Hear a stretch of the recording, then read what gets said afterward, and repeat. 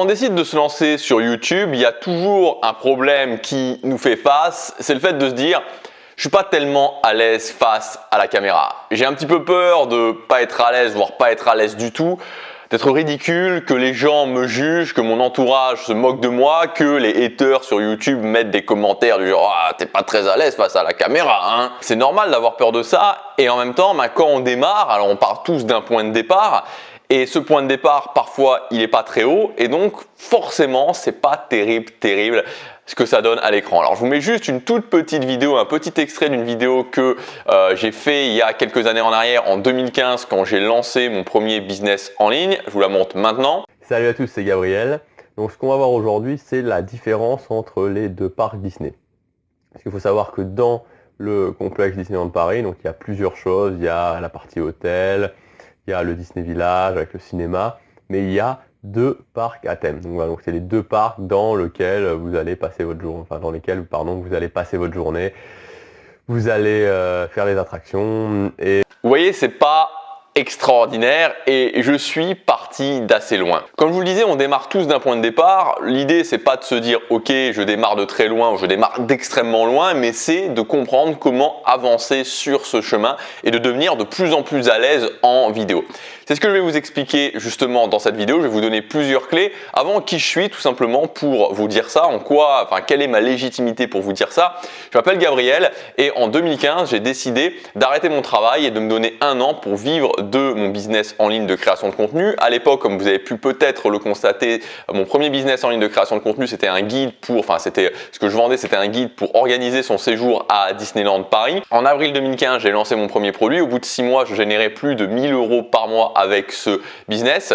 En 2016, j'ai lancé une chaîne qui est toujours en ligne et qui s'appelle Gabriel Clément. C'est ma chaîne principale où je parle de comment créer une vie sur mesure, comment atteindre du succès dans sa vie, réussir ses objectifs. 2 ans après avoir lancé ma première formation, j'avais réussi à passer le cap des 10 000 € par mois. Aujourd'hui, je génère entre 10 000 et 20 000 € par mois avec cette chaîne. Et sur cette chaîne Tribu que j'ai décidé de lancer il y a quelques semaines, je vous explique comment vous allez pouvoir vivre de votre contenu, réussir à gagner votre vie avec votre contenu, avec votre business en ligne de création de contenu. Mais je vous l'explique d'une manière un petit peu différente parce que mon idée ici, c'est de vous expliquer comment exploiter chaque vue, comment vivre d'une toute petite audience. Alors maintenant que les présentations sont faites, on est parti dans cette vidéo et le premier conseil pour réussir à être à l'aise en vidéo, c'est d'admettre justement que ça va prendre du temps. C'est-à-dire que moi, ça m'a pris du temps. Alors je ne dis pas qu'aujourd'hui je suis 100% à l'aise en vidéo, mais ce qui est sûr, c'est que je me sens beaucoup plus à l'aise que ce que je l'étais il y a quelques années en arrière. Et ça a pris du temps et ça va vous prendre du temps. C'est-à-dire que les gens qui vous disent que dans 2 semaines ou dans 1 mois, vous serez à l'aise en vidéo, c'est soit des gens qui ne savent pas ce qu'ils disent, soit des gens qui eux-mêmes étaient plutôt à l'aise en vidéo et ça leur a pas pris énormément de temps. Et je sais que quand je vous dis ça, le fait que ça va prendre du temps, peut-être que vous dites ah mince, mais ça va prendre du temps, mais on peut le voir différemment et on peut le voir en fait en se disant ok, je peux m'enlever la pression, je sais que ça va prendre du temps, je sais que aujourd'hui, c'est pas terrible ce que je fais, mais c'est pas grave parce que je vais évoluer, je vais continuer à m'améliorer et tant que je continue le processus, vidéo après vidéo, je vais m'améliorer et même aujourd'hui, c'est-à-dire que même quand on se sent plus à l'aise, on continue toujours à s'améliorer et vous verrez qu'à chaque fois que vous regarderez vos vidéos d'il y a 6 mois en arrière, vous direz je me suis amélioré. Ça va prendre du temps, c'est pas un problème, l'important c'est de se concentrer sur le processus. Le deuxième point, c'est de comprendre qu'il y a une différence. En fait, être à l'aise en vidéo sur YouTube, il y a 2 catégories. C'est-à-dire qu'il y a la catégorie de comment je dis les choses et il y a la catégorie de ce que je dis.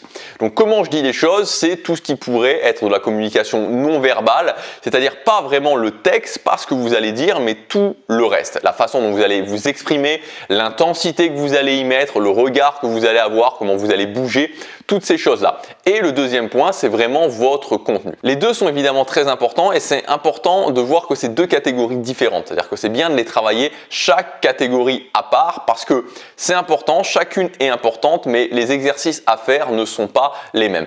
D'ailleurs, je voudrais vous dire que si vous voulez, vous avez le premier lien dans la description. Vous allez pouvoir vous inscrire à ma lettre privée où je vous envoie un mail tous les jours. Ça s'appelle Tribu. Et le but de cette lettre privée, c'est de vous expliquer évidemment le principe de cette chaîne, c'est comment gagner votre vie avec votre contenu, avec peu de vues. Et je vais aussi vous donner dans cette lettre privée des astuces précises pour votre contenu en lui-même. C'est-à-dire ce que vous allez mettre à l'intérieur de votre contenu, vos plans de contenu, comment faire des bons plans de contenu, comment faire des vidéos qui vont attirer les gens et qui vont vous permettre d'avoir un bon taux de rétention, c'est-à-dire que les gens restent jusqu'à la fin.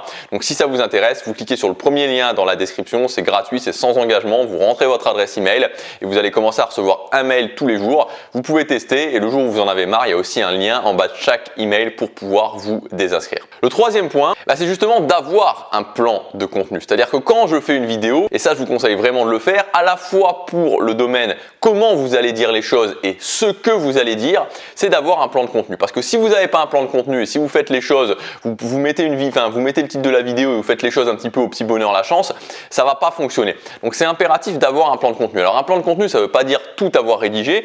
Regardez, je vais vous montrer. Il est juste ici, moi mon plan de contenu, ok.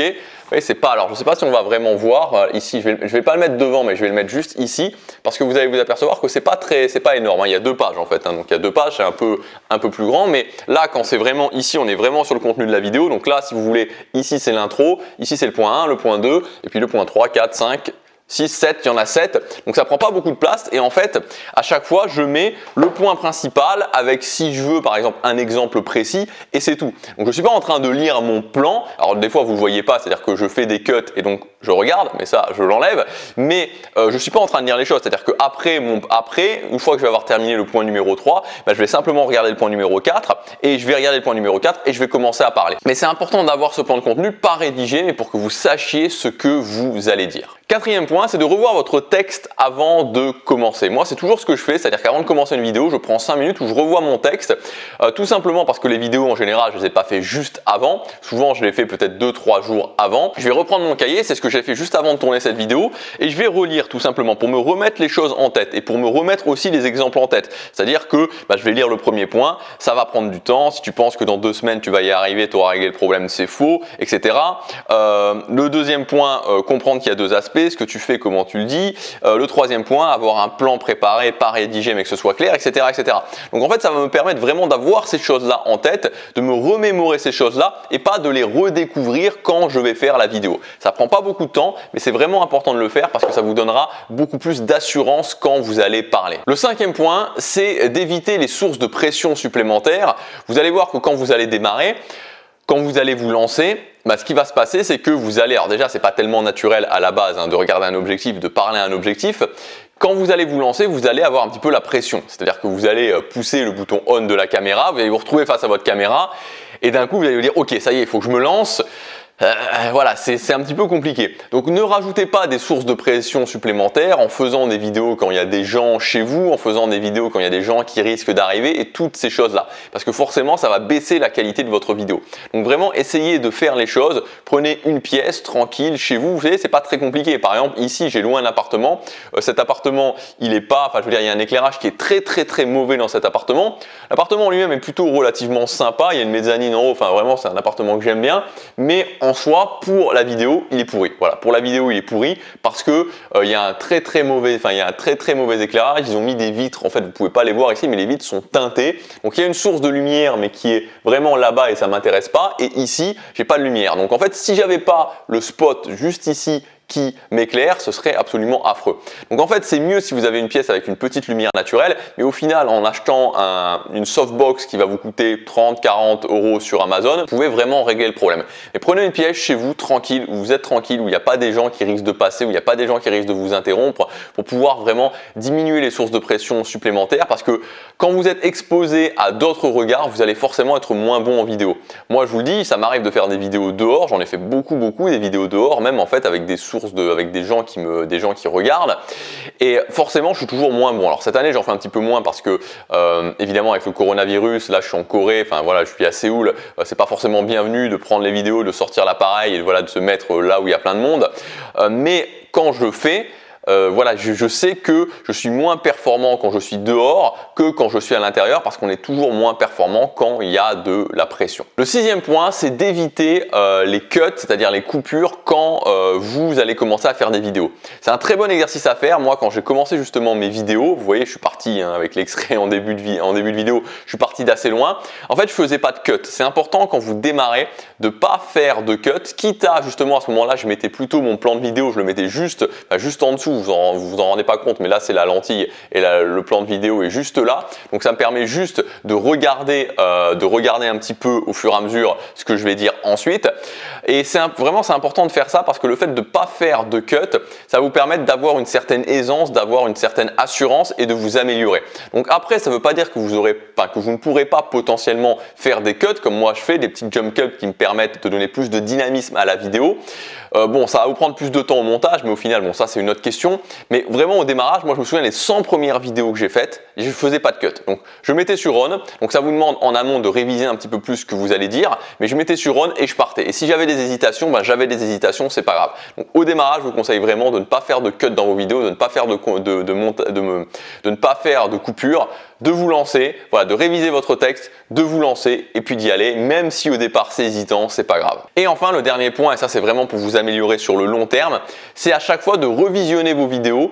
C'est de définir un point que vous voudriez améliorer et à chaque fois de revisionner vos vidéos pour voir justement si ce point que vous avez voulu améliorer, ce point précis est justement en train de s'améliorer ou pas. Donc il peut y avoir des points, différents points précis, il y a plein de domaines à voir. Peut-être que le point précis que vous allez améliorer, c'est de vraiment bien regarder votre objectif. Peut-être le point précis que vous voulez améliorer, c'est de donner un petit peu plus, de faire un petit peu plus de gestes, d'être un petit peu plus en mouvement ou au contraire d'être un petit peu moins en mouvement. Peut-être le point précis que vous allez vouloir améliorer, c'est d'éviter les d'éviter les voilà, d'éviter les du coup, tous ces genres de mots qui n'apportent pas vraiment quelque chose au discours, qui alourdissent le discours et qui sont pas intéressants. Peut-être que ce que vous allez vouloir améliorer, c'est le fait d'être plus énergique. Vous avez peut-être pu vous en apercevoir. Les premières vidéos que j'ai fait, j'étais vraiment très peu énergique. Je parlais un petit peu comme ça et c'était compliqué. Et donc j'ai vraiment beaucoup travaillé là-dessus. C'est-à-dire que j'ai essayé en tout cas de travailler vraiment sur la nuance, c'est-à-dire la capacité à un moment donné pouvoir être calme, à un moment donné je vais pouvoir vous parler comme ça tranquillement ou quand je vais vous raconter une histoire, et puis à un moment donné pouvoir mettre plus d'énergie et avoir le contrôle là-dessus, c'est-à-dire vraiment être capable de mettre de l'énergie quand il y a besoin de mettre de l'énergie. Voilà, bon, il y a beaucoup d'autres choses sur lesquelles vous pouvez travailler, mais l'idée c'est vraiment de se dire ok, cette semaine ou pendant ces 2 semaines, je vais faire un focus là-dessus et je vais vraiment me concentrer là-dessus parce que vous ne pouvez pas tout prendre en même temps, c'est-à-dire c'est comme un petit peu si vous jouez de la guitare, vous pouvez pas vous dire ok, je vais travailler en même temps mes accords, je vais travailler en même temps les solos, je vais travailler en même temps mes gammes, je vais travailler en même temps les arpèges, je vais travailler en même temps l'improvisation, je vais travailler en même temps ma qualité à étouffer si vous jouez de la guitare électrique, bien étouffer mes cordes pour qu'il n'y ait pas de son parasite. Vous pouvez pas tout faire en même temps. Donc vous devez à chaque fois travailler un point précis. C'est la même chose avec l'oral, de vous dire ok, quel est actuellement ce que je considère comme mon défaut principal et comment je peux l'améliorer. J'espère que cette vidéo vous aura aidé. N'oubliez pas que c'est un processus, qu'on commence et on est toujours en train de s'améliorer, et ne soyez pas trop dur avec vous. On a souvent tendance à se juger beaucoup plus durement que les autres vont vous juger. Et enfin, n'oubliez pas que tant que vous faites des vidéos et tant que vous travaillez, vous vous améliorez, c'est forcé. Je vous rappelle aussi que vous avez le premier lien dans la description, c'est ma lettre privée Tribu. Donc dans cette lettre, je vais vous apprendre, je vais vous expliquer concrètement comment vous allez pouvoir gagner votre vie avec votre business en ligne de création de contenu avec peu de vues. L'idée, c'est de créer une petite tribu de fans. L'idée aussi, c'est de vous montrer comment vous allez pouvoir avoir des résultats rapides, comment ça va générer un revenu en 90 jours, comment devenir unique. Et c'est justement là-dessus, on va parler en détail des plans de contenu, comment ne pas être noyé dans la masse, comment devenir unique. Je vous montrerai aussi les coulisses de ma chaîne, les résultats que je peux avoir avec cette nouvelle chaîne Tribu. C'est le premier lien dans la description. Vous cliquez, vous rentrez votre adresse mail et vous allez commencer à recevoir un mail tous les jours. Je vous dis à tout de suite dans le mail quotidien. Salut!